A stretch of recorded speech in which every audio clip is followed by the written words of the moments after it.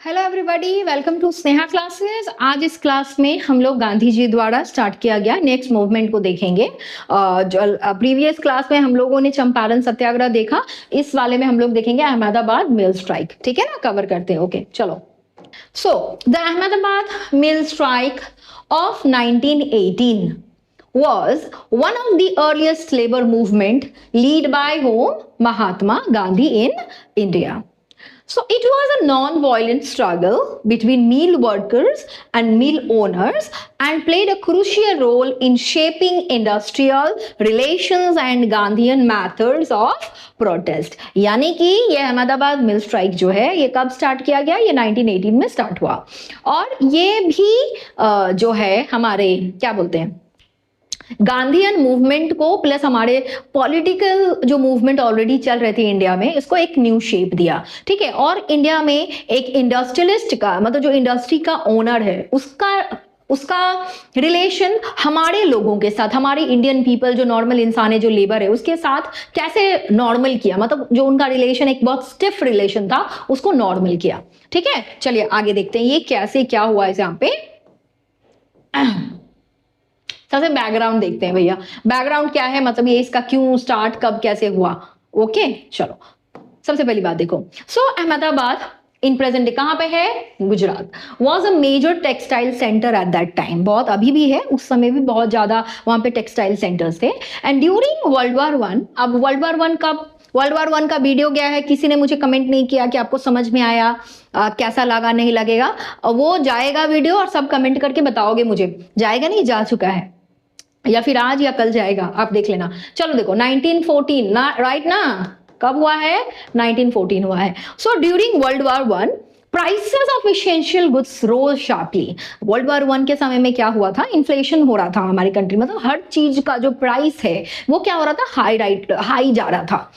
अब जो सब चीजों का लग्जरियस गुड्स का अगर प्राइस बढ़ेगा तो इट इज एक्सेप्टेबल, चलो ठीक है, बढ़ा है, हम लोग नहीं खरीदेंगे। लेकिन अगर नेसेसरी चीजों का, अगर नेसेसरी गुड्स का दाम बढ़ रहा है जिसके बिना हमारा सर्वाइवल पॉसिबल नहीं है, तो हम लोगों को प्रॉब्लम होगी। क्योंकि अगर पानी का दाम बढ़ रहा है, पानी का, हाँ ऑब्वियस इंडिया में पानी भी तो बिक्री हो ही रही है, होता ही है, पानी का बड़ा बड़ा बिजनेस है भाई। हाँ, तो ये एक्सेप्टेबल नहीं है। ठीक है ना। तो वर्कर फेस्ड, अब देखिए इंडिया में क्या हो रहा था, वर्कर्स को क्या क्या फेस करना पड़ रहा था। अब देखिए भैया, वर्कर्स काम कर रहे हैं इंडस्ट्री में। अब जहां पे इंसान काम करता है वहां जो उसका मालिक होता है, जो ओनर होता है, उसी का फर्ज होता है कि थोड़ा सा भैया जो आपके अंदर काम कर रहा है उसको भी देख लें। वो भी इंसान है, उसका फैमिली, उसका लाइवलीहुड कैसा चल रहा है वो भी। ये बिजनेस ऑर्गेनाइजेशन में जो कॉमर्स के स्टूडेंट है उनको बताया जाता है कि अगर आपको अपने लोगों से काम अच्छा लेना है तो आपको सबसे पहले उनको समझना पड़ेगा, उनको गुड एटमॉस्फेयर देना पड़ेगा, एनवायरनमेंट अच्छी रखनी पड़ेगी, तभी जाके उसको अपनापन आएगा और आपके लिए काम अच्छा करके देगा। यहाँ पे कुछ और ही चल रहा था। हमारे जो लोग थे, जो इंडियन लेबर्स थे, वो काम कर रहे थे बड़े बड़े इंडस्ट्रियलिस्ट के अंदर। हाँ, अब बेचारे काम कर रहे हैं, लेकिन इन रिटर्न उनको क्या मिल रहा है? लो वेजेस मिल रहा है। यहाँ पे ही उनकी जो है मुसीबत कम नहीं हुई है। लो वेजेस के साथ साथ ये भी तो हो रहा है कि सामान, नेसेसरी गुड्स का जो प्राइस है वो भी बढ़ रहा है ना। अब उसके साथ लॉन्ग वर्किंग आवर्स, इनको ज्यादा देर भी काम करवा दिया जा रहा है। करवाइए काम, कोई प्रॉब्लम नहीं है, लेकिन उसको ओवर टाइम तो देंगे आप, पैसा ज्यादा बढ़ा के देंगे, ये भी नहीं होता। पुअर लिविंग, और इसकी वजह से क्या होता था, हमारे किसानों का जो स्टैंडर्ड ऑफ लिविंग था वो बहुत गंदा हो गया था। हाँ, उनका जो लाइवलीहुड था वो क्या हो गया था। अब देखो, so poor conditions, so mill owners paid a plague bonus during a plague outbreak. आपको पता है इंडिया में एक ऐसा समय आया जब पूरे मतलब प्लैग आ गया था, बीमारी फैल गई थी, तो उस समय ना मिल ओनर्स क्या कर रहे थे, कुछ लोगों को जो है आपका बोनस प्रोवाइड किए थे थोड़ा सा ओवरकम करने के लिए। When the plague ended, owners withdraw the bonus। लेकिन प्लैग जैसे ही खत्म हुआ, ओनर्स ने क्या किया, वो बोनस भी विड्रॉ कर दिया। वो लोग वापस करने लगे, मतलब विड्रॉ मतलब जो उन लोगों ने सोचा था कि चलो इसको बढ़ा के देंगे, वो वहीं पे स्टॉप कर दिया। अब इवन दो इन्फ्लेशन कंटिन्यूड, लेकिन चीजों का दाम कम नहीं हो रहा था, चीजों का दाम बढ़ रहा है अभी तक। समझ आई बात? अब देखो, so workers demanded, okay, So workers demanded what? 35% wage increase to cope with rising prices. उनका और कोई प्रॉब्लम, उन्होंने बोला कि भैया ठीक है, हम लोग हर कंडीशन में रहने के लिए रेडी है, आपको ओवर टाइम करवाना ही करवाइए, लेकिन हम लोग का जो सैलरी, हमारा जो वेज है उसको आप 35% से बढ़ा दें, जो भी मिल रहा है उसको थोड़ा सा 35% बढ़ा के आप हम लोगों को वेज दें। लेकिन आपको पता ही है ये तो एक्सेप्टेबल है नहीं, कैसे एक्सेप्ट करेंगे हमारे इंडस्ट्रीज जो थे उस समय के। हाँ चलो, ये क्या है, ये जो है ये बैकग्राउंड था। हाँ ये क्या है, ये बैकग्राउंड था किस चीज का, जो मिल स्ट्राइक हुआ। ये हुआ क्यों, कारण, ये क्या हुआ है, ये कॉज है। हाँ ये कॉज है कि आपका 1918 में अहमदाबाद मिल स्ट्राइक हुआ क्यों, यही कारण है। अब देखिए आगे चलिए। So workers sought Gandhi ji's help, obvious, अब इन लोगों को पता था कि कोई है जो उनकी मदद करेगा, वो लोग भागे उनके तरफ, तो वर्कर्स गए गांधी जी के पास। हाँ, और गांधी तो आपको पता है ये क्या चीज में बिलीव करते थे, नॉन वायलेंस, ट्रूथ और मोरल प्रेशर पे, इन पे बिलीव करते थे। इनका तो मेन वेपन ही यही था। हाँ, सो ही एडवाइज्ड वर्कर्स, गांधी जी ने वर्कर्स को एक एडवाइस दिया, बोला कि देखो रिमेन पीसफुल, एकदम शांति से काम करना है, हड़बड़ाना नहीं है, अटैक नहीं करना है, वेपन का इस्तेमाल नहीं करना है, नॉट रिटर्न टू वर्क, काम पर तब तक मत जाओ विदाउट अ फेयर सेटलमेंट, जब तक एक अच्छी सेटलमेंट नहीं हो जाती तुम्हारी मिल ओनर्स के साथ तुम लोगों की।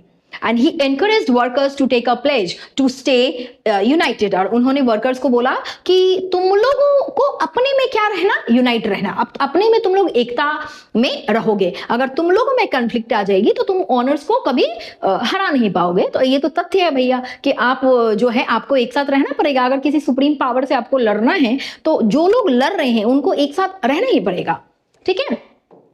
अब देखो, सो स्टे यूनाइटेड, क्लियर हुआ। यहाँ पे गांधी जी के पास आए वो लोग और गांधी जी से सहायता मांगी। गांधी जी का तो वेपन आपको पता ही है क्या है। हाँ, और गांधी जी ने इनको क्या किया, सजेस्ट किया कि भैया शांत रहो, पीसफुल रहो, और हाँ आप तब तक अपने काम पे वापस नहीं जाएंगे जब तक आपका एक इम्बैलेंस्ड जो है वो क्रिएट नहीं हो जाता विदाउट अ फेयर सेटलमेंट अपने ओनर्स के साथ, क्लियर हुआ। अब और यूनाइट रहने के लिए भी बोला। अब इतना से काम नहीं बना, कुछ हुआ नहीं, तो गांधी जी कूद पड़े मैदान में। गांधी जी ने बोला चलो ठीक है, इससे कुछ हो नहीं रहा है। So as the strike prolonged workers began losing hope, जैसे जैसे वो लोग स्ट्राइक पे थे और वो लंबी चली जा रही थी स्ट्राइक, आज बीत गया, 2 बीत गया, 1 सप्ताह बीत गई, बेचारे जो वर्कर्स थे इन लोगों को भी डर लग रहा है कि कुछ तो असर हो नहीं रहा है, अब क्या करें, काम पे वापस जाए। So to maintain discipline and unity Gandhi ji undertook what, a fast unto death। इस चीज को उनके बरकरार, मतलब लेबर जो वर्कर्स थे उनकी हिम्मत को बरकरार रखने के लिए गांधी जी मतलब आ गए मैदान में, और उन्होंने क्या रखा, भूख हड़ताल रखा। बोला कि तब तक अन्न और जल ग्रहण नहीं करेंगे जब तक मर नहीं जाता, और जब तक हमारी डिमांड जो है वो पूरी नहीं हो जाती। समझिए बात, द फास्ट। अब देखिए, अब ये क्या हुआ, इनका जो फास्ट था, ये भूख प्यास वाला जो अन्न त्याग जो था, उसने क्या किया, मोरल प्रेशर क्रिएट किया, किसके ऊपर, ऑनर्स के ऊपर, कि भैया ये तो 10 दिन से भूखा है, 15 दिन से भूखा है, अब कुछ ना कुछ तो करना पड़ेगा। Sympathy among the people, public के अंदर भी क्या हुआ, सिंपैथी क्रिएट कर दिया। And this force mill owners, अब इसी वजह से this incident forced mill owners to negotiate. हाँ, और इसी की वजह से मिल ओनर सामने आए और उन्होंने क्या किया, नेगोशिएट किया वर्कर्स के साथ। A tribunal arbitration committee was set up, और एक कमिटी सेटअप की गई, और फाइनल डिसीजन क्या आया देख लीजिए कि वर्कर्स को कितना % दिया जाएगा, 35% वेज इंक्रीज करके दिया जाएगा। समझे बात, जो वो लोग डिमांड कर रहे थे उसको क्या कर दी गई, फुलफिल कर दी गई, क्लियर है। And the strike ended peacefully, और यहाँ पे ये स्ट्राइक जो है यहाँ पे पीसफुली, शांतिपूर्वक खत्म हो जाता है, क्योंकि जो डिमांड थी हमारी वर्कर्स की वो पूरी हो गई। देखिए, ये कहानी में एक बहुत ही इंपॉर्टेंट इंसान है जिसको पढ़ना बहुत जरूरी है, ठीक है ना, अनसुईया साराभाई, ये बहुत इंपॉर्टेंट है, इनको थोड़ा जानना जरूरी है। आप सेम मैं बताना चाहूंगी, जो हिस्ट्री पढ़े होंगे उनको पता होगा। देखिए अनसुईया, चलिए अब देखिए इनके बारे में पढ़ना थोड़ा जरूरी है, क्यों ऐसा देखिए। सो अनुसुईया साराभाई ये कौन थी, ये सिस्टर थी, ये बहन थी, उनमें से एक मिल ओनर था, उसका नाम क्या है मिल ओनर का, अंबालाल साराभाई की ये जो थी ये बहन थी, सिस्टर थी। ठीक, व्हाट वी एक्सपेक्ट हम लोग एक्सपेक्ट करेंगे भैया भाई वैसा है तो बहन भी वैसी होगी, बहन भी वर्कर्स के खिलाफ लड़ रही होगी, लेकिन गलत। बहन जो थी वो वर्कर्स के साथ थी, वर्कर को मतलब साथ दे रही थी, उनको आगे बढ़ाने में हेल्प कर रही थी। She supported workers, helped organize the strike. She was the woman behind that strike. मतलब उसने बताया कि कैसे क्या करना है, and acted as the bridge between whom? Workers and Gandhi ji. Gandhi ji और वर्कर्स के बीच में एक ब्रिज का काम किया, किसने? अनसुईया साराभाई ने। So she is a very important figure. अगर आप इलाहाबाद मिल स्ट्राइक कर रहे हैं तो आपको इनके बारे में पता होना चाहिए। तो ये अहमदाबाद मिल स्ट्राइक का इंपॉर्टेंस पढ़ते हैं। क्यों इसको पढ़ना जरूरी है? Because it was the first organize labour movement under home Gandhi ji leadership. Okay, successful use of what? Non violence. हाँ, नॉन वायलेंस का जो है यहाँ पे बहुत अच्छे बारीकी तरीके से इस्तेमाल किया गया इंडस्ट्रियल डिस्प्यूट्स को पूरा करने के लिए, मिटाने के लिए, एंड स्ट्रेंथेंड वर्कर्स। और हमारे जो मिल वर्कर्स थे उनको भी मजबूती मिली, फेथ इन पीसफुल स्ट्रगल, उनको भी विश्वास हो गया कि विदाउट वेपन भी हम लोग अपना जो डिमांड है वो पूरा करवा सकते हैं किसी से, और अगर हम लोग यूनाइट रहे तो। So established Gandhi ji as a leader of both peasants and the workers. पहला हम लोग चंपारण कवर किए थे, उसमें भी आप लोगों ने देखा कि गांधी जी उभर कर आए एक लीडर के तौर पे और हीरो के तौर पे। किसके लिए? किसानों के लिए, और यहाँ पे वर्कर्स के लिए। So lead to the formation of what? Labour unions. और इसके बाद से लेबर यूनियंस वगैरह जो है वो क्रिएट होने लगा। ठीक है, ये थी हमारी क्या? ये थी हमारी अहमदाबाद मिल स्ट्राइक। ठीक है, जो कब हुई? 1918 में। और आई होप कि इसमें कोई भी डाउट ना हो। अगर डाउट हो तो काइंडली लेट मी नो। ठीक है, ये मेरे को जो है बहुत अच्छे से आप बताएंगे, कमेंट करके बताएंगे, और कौन सी टॉपिक में आपको कंफ्यूजन है ये भी बताइए, ताकि मैं नेक्स्ट वीडियो में हिस्ट्री का लेकर आ पाऊं। ठीक है, तब तक के लिए मेरे क्लास के साथ बने रहे। Thank you so much.